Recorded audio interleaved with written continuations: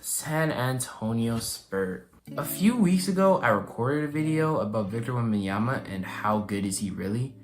Don't know if I uploaded it. I don't think I uploaded it by now, and I don't think I will upload it. I'm not really too sure. But overall, it was a fun video. I just took some time to actually look at Victor Wembanyama's highlights, his stats, his numbers, and all that stuff and see, is he really as good as people say? Because I looked at a top 100 players list, just best players in the NBA ranking, and it had Victor Wembanyama 18, if I remember correctly. And I thought that's a little high considering he's only played 1 year in the NBA. But the more I thought about it, the more it made sense why he was that high. Would I put him that high? I'm not too sure. But still, it makes sense why he's that high. Victor Wembanyama really was something else. The defensive numbers, the way he not carried his team, but really carried a big offensive load, and just everything about him, the shooting, the passing, the blocks, the crazy numbers. He had a 40-20 game in his rookie year. Yeah, he had a duel with Jalen Brunson, who's already a superstar. Not a superstar. Maybe not a super. He's a star, regardless. He's a really good player. He had a duel with him in his rookie year.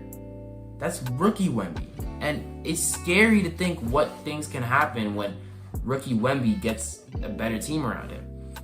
We see last year the Spurs did a lot of experimenting.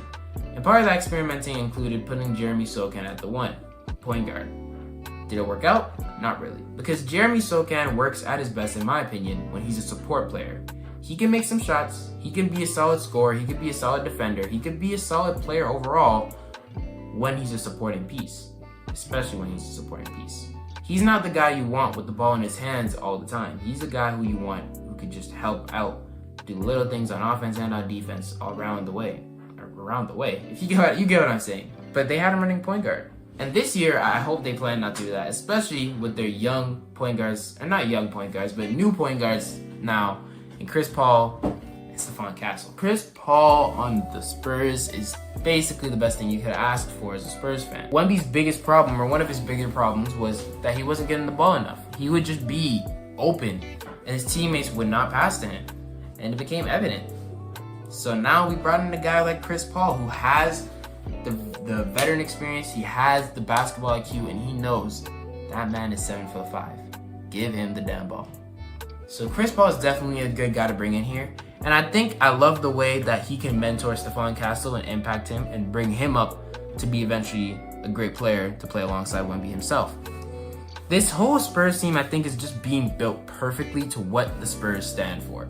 The Spurs have been known as a fundamental, defensive, team-oriented team. Like, team play-oriented, you know what I'm saying? And they have Victor Wembanyama, who's obviously turning into a superstar before our eyes.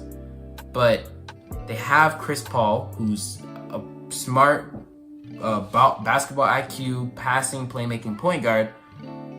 They have guys who can defend, Devin Vassell, Jeremy Sochan. They have guys who can shoot in Harrison Barnes, Keldon Johnson. They have younger rookies or younger guards who can provide a little. You get the idea. They have exactly what I want from a Spurs team. And being this young, I think this in the future is going to be scary. They could even be scary right now. I think the ceiling for this Spurs team is definitely raised by Victor Wembanyama and by Chris Paul and by Devin Vassell and by all these guys. Like, this starting lineup here is just really, really cool. And I think with Greg Popovich, although he may be old, he still will be able to do something with this team. I think this team genuinely has a chance of making the play-in. Making the playoffs, I'm not too sure about that. That might be a different story. But they can definitely make the play-in. With Chris Paul on the team, although he's old and people say he's washed, he still has the skills and still can provide. I still think that him and Wemby, purely because he has Wemby on his team, he's just gonna raise that ceiling. He's just gonna raise that potential. And then when Chris Paul leaves, Stephon Castle can take over, and the future is scary. People have already been scared of this man because in literally one of his first preseason games against the Heat, I remember Victor dunked on Thomas Bryant, barely jumping, and Thomas Bryant looked at the crowd like, because he knew the the league is not ready for this man. Victor Wembanyama is really a different breed. He can shoot, he can finish easily. One of the best defenders in the NBA already at the age of 20. And it's ridiculous. It's scary. It's scary, man.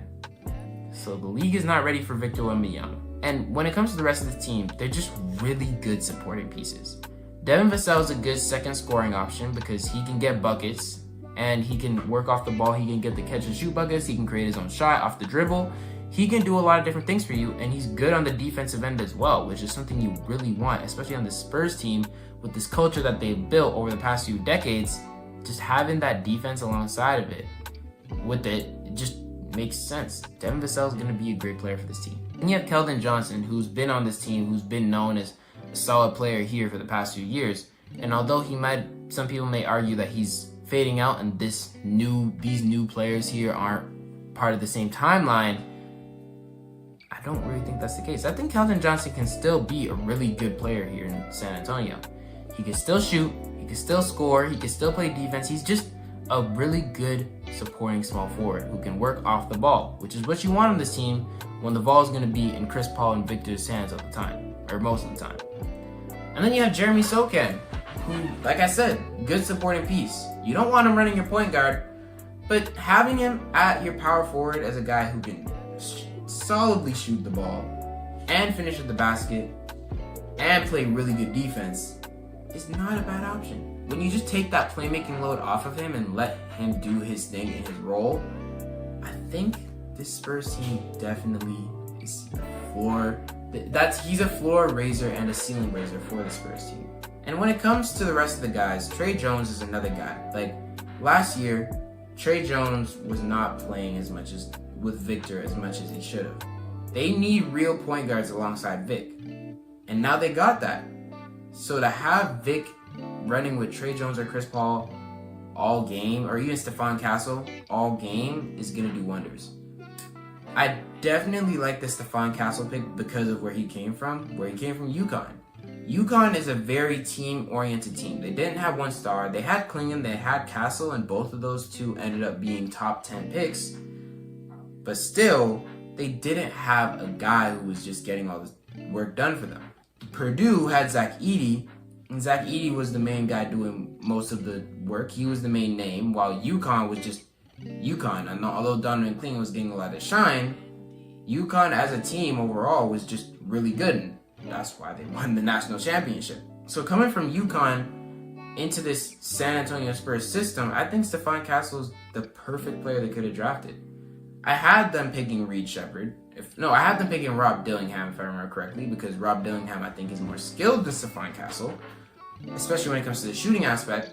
But I think that shooting can come with time. And I still had the Spurs getting Stephon Castle at 8 because I just thought that this would be just a perfect place for him. So I'm very happy with this team's future. People have underrated the Harrison Barnes addition, and I think that honestly, as just a side shooter who can catch and shoot the ball, that's not bad at all.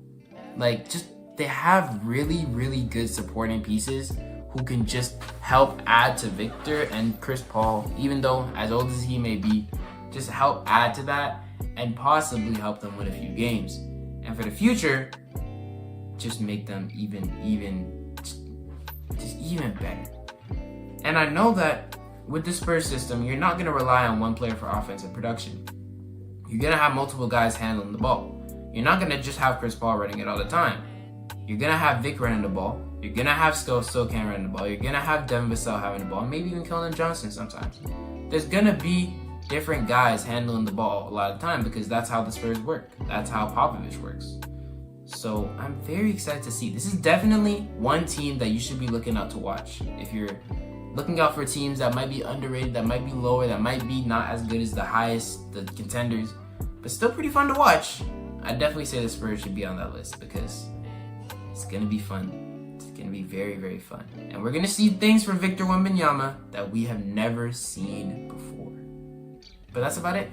Thank you for watching. I appreciate y'all. More videos coming on the way. More previews. As many as I can before the season starts, as I always say. I'm trying to get these out as fast as possible. I mean, I have been kind of lagging, but I'll try my best. I truly will try my best to get as many out as possible before the season starts. Appreciate y'all. Thanks for watching. Subscribe and have a wonderful day.